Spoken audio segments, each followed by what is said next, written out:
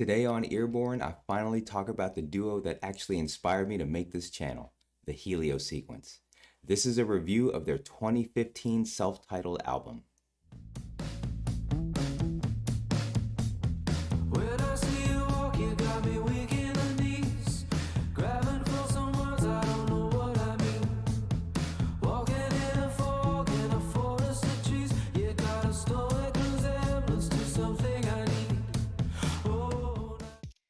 These are my boys. The Helio sequence is the indie rock duo of Brandon Summers and Benjamin Weichel. Hopefully I'm pronouncing his name correctly. I've actually never heard it spoken. You'll rarely hear me say anything positive about today's technology, big data, information sharing, and such. But sometime in the 2010s, a big data algorithm suggested a single of theirs called Can't Say No.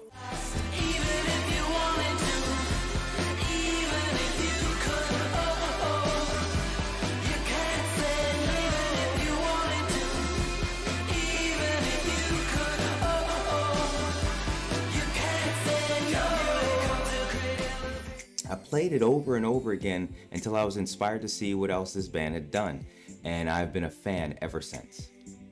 I started from the beginning.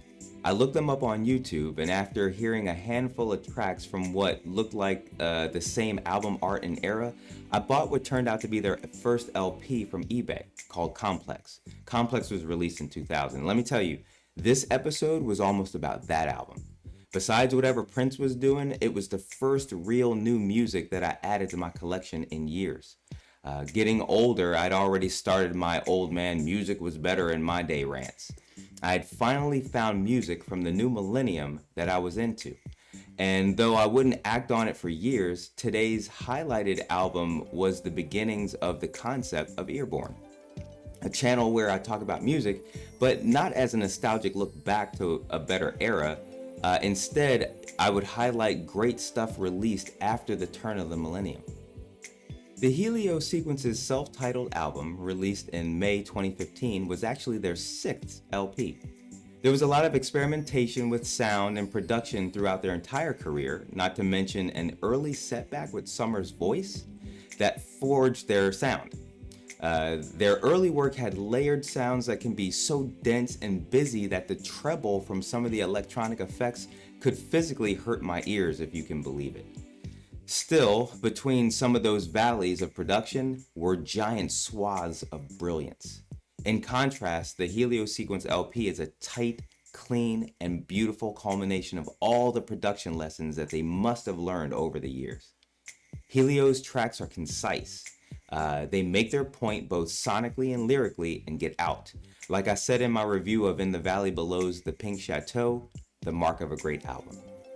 And the Helio Sequence LP is a great album full of great songs.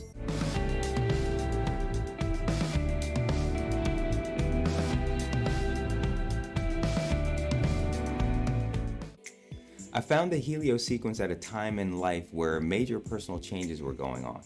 I was gearing up to leave an organization that I had been a part of for 25 years, having issue with both the organization itself and even the core beliefs upon which it was supposed to have been built. So it didn't even help if I joined another group like it. In Battle Lines, opening up the album, it almost seems like it was written for me. Before a wall, before a window, before an image of a fallen tree, without a cause, with all the pain, I cut the tethers that were holding me.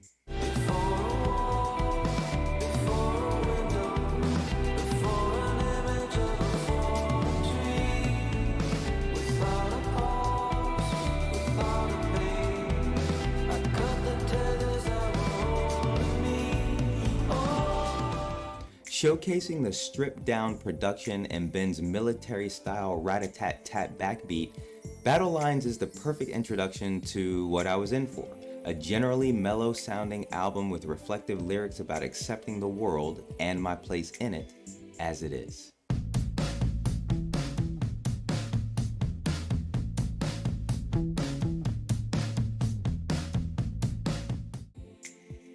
A fun toe tapper and perhaps the only track of its kind on the album, I interpret Stoic Resemblance as a song about the exciting yet stressful question of whether or not to start a relationship with a new special someone. Being longtime married, I was far removed from that kind of drama. But I do remember the stress of allowing oneself to start a new crush. The song admits that the laws of attraction resemble something that we all need as men, but ultimately submits that it all may not be worth it and offers a small prayer that he can find his way out of it. I think that's interesting. In my favorite Summers harmonizing with himself part, he recites, "Attractions of the body are a breakable bond, but you better watch out when it comes down to your mind. Because when it grabs hold of your soul, you know you never can win. And we don't know where it ends and where it all begins."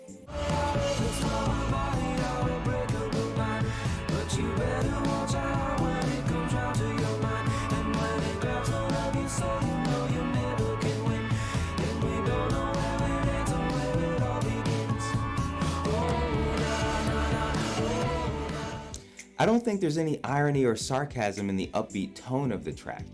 After a third verse that declares that there's no information that can put him at ease or shake his belief, that crescendo of na-na-nas has a Dikembe Mutombo finger-wagging aspect to it. There's a freedom, like, no, this is not gonna happen. I've got my redemption and I've got my disease, but now I can't be bothered with reality. I said, oh, na-na-na-na, oh,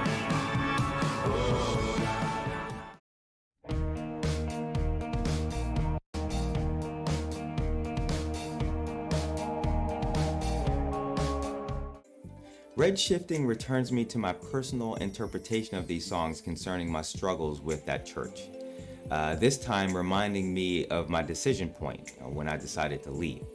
Over the years that I was a part of that organization, I'd seen other people leave and I saw them maligned as a scare tactic to others watching. I knew that would happen to me. Now, when I left after such a long tenure, only one person who I barely knew called and told me what was said about me. He called because he wanted to know the whole story. I assumed everybody else that I knew just accepted the narrative. It turns out people who called me brother on a daily basis weren't even my friends. There are few lyrics to Red shifting, just like the point of decision. It's time to act, few words. The color red often tends to be a metaphorical substitute for blood, and that's clearly the case for Red shifting with its chorus of "Let it bleed." Red lines lead to everywhere I see. Got my mind in a real bad way. I'll follow. I will follow.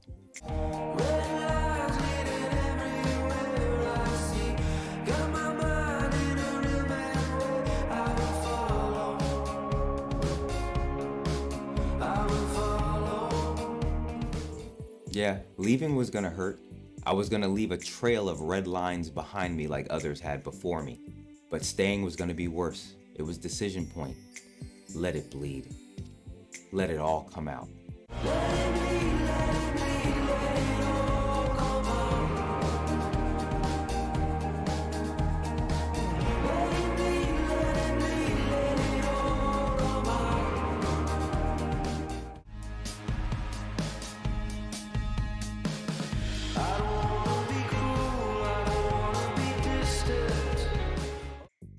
It seems clear what this song is about for its lyricist.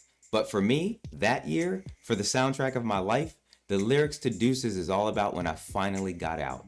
I don't want to be cruel. I don't want to be distant or harbor any grief for you. And I don't mean to be cool. I don't mean to seem ever like I'm holding out for you. But now I'm gone. You've lost your hold on me. It doesn't matter how you wanted it all to be. And there is nothing more that you can say to me. I don't wanna be cruel, I don't wanna be distant, or harbor grief for you. And I don't mean to be cruel, I don't wanna seem ever like I'm holding out for you. Now I'm gone, you've lost your glory. Deuces ends with that fade out that so few songs tend to have nowadays. Repeating the first line of the chorus, "Now I'm gone and you've lost your hold." And that, coupled with the unambiguously titled "Never Going Back" to end the album, the Helio Sequence LP was truly the soundtrack of the year I was reborn. Released in 2015, it seems like it was written for my 2016.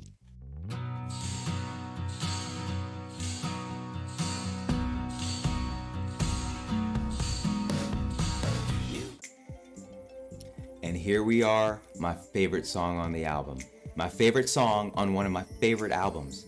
Inconsequential Ties has made it to many a playlist over many a device in my possession. And every single time, no matter what I'm feeling or doing, it is unskippable. It's sing-alongable. No, it's not just unskippable. I have to play it 3 or 4 times before I move on. Now middle age, I became acutely aware of how much of my life was in service to other people, and how every relationship that I had in adulthood was based on what I was giving someone else, often in a lopsided exchange. It was clear to me that I was making up for my youth, where it was the opposite. I was dependent on everyone that I met, much to the frustration of all my friends. Sorry about that, you guys. Groups that looked at me like I was lucky to be there preyed on my need to belong, and the price of admission was my servitude. You'd better watch yourself, or maybe you'll wake up and be working for minimum wage, slaving away all day with your hands just to grab yourself $1 a day. You better watch yourself, or maybe you'll wake up and be working for minimum wage, slaving away all day with your hands just to grab yourself $1 a day. But after I had accepted that I dictate half the terms of every relationship that I'm in, everything was new. The trade-off was that I had to think for myself, though. You ought to stop and take a breath and have a smoke and just ease into the other side. Courses that you set, and well, you best be super careful, cause it's never up to you to decide. You ought to keep.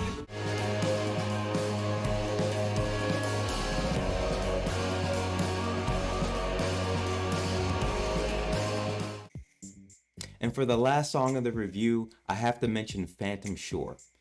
I've read that most cynical people are actually former optimists. The explanation goes something like this.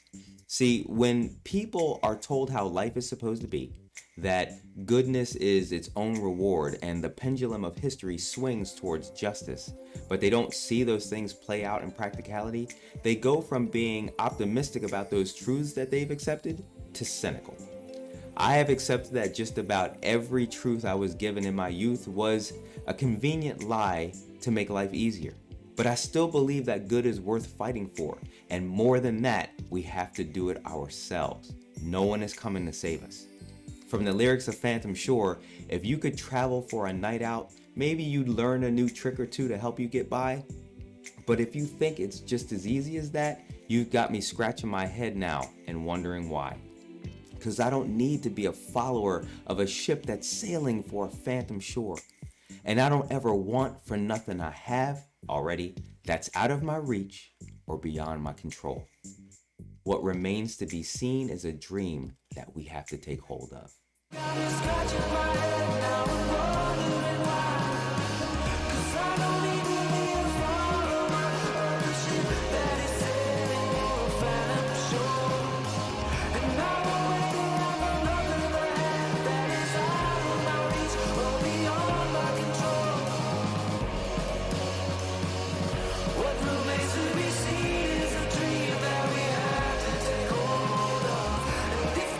What remains to be seen is a dream that we have to take hold of. This is a reminder to buy licensed copies of artists' work. I'm Odium. Come back to Earborne for the next review.